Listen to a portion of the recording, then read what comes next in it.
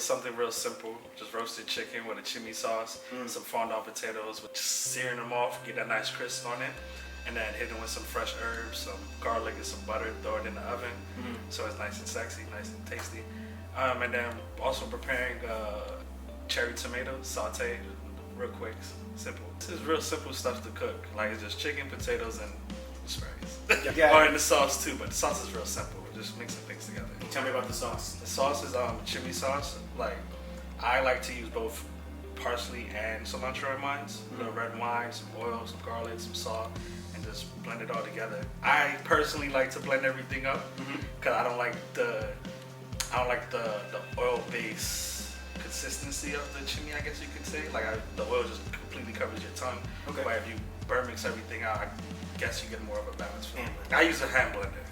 You can either one, but me personally is hand blender. It's probably quicker with the smaller blender. Yeah, the small.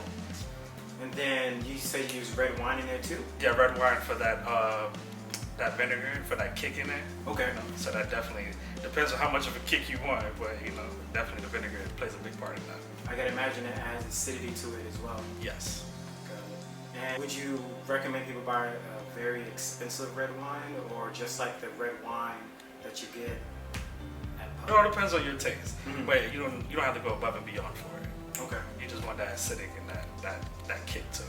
Okay. Like personally for this dish, I like to set everything on top, on the stove top, and then hit it with a little bit of butter and finish it inside the oven, so that everything comes out hot and consistent together.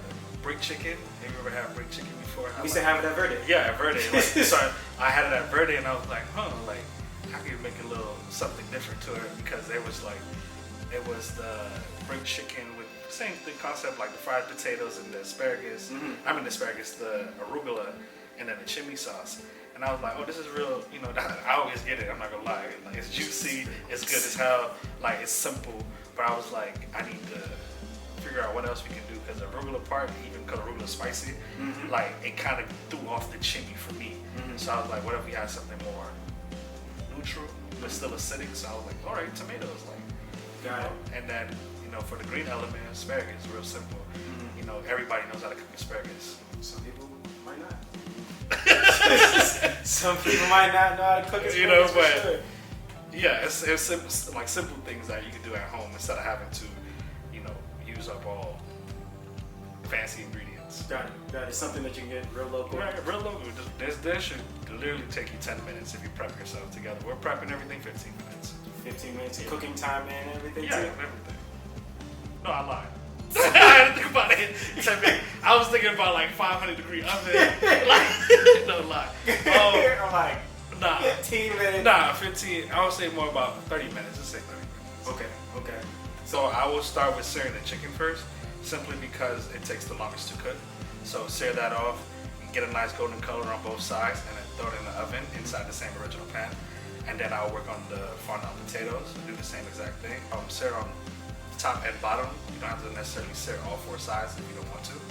But sear top and bottom, and once it flips to the bottom side, throw in your herbs, your butter, your garlic, and then you throw everything inside of the oven. The asparagus I throw separately. I would do that on the stove top, and I do that at the very last minute because it's so quick to cook. Right. So very hot pan, little oil, tomatoes and asparagus already seasoned with salt and pepper, and when the pot is smoking hot, you throw it in, saute it up really quick, and then you add it to your dish. Are you blanching the asparagus before you cook them? Yes.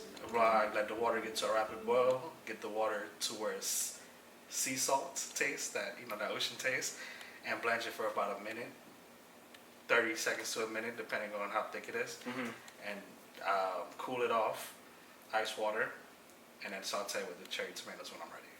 Cool. Well, can't wait to try your food, dog. And yeah, man, let's go eat. Let's go eat, baby. It's sexy already. You know what I'm saying? My belly's hungry. I eat all day.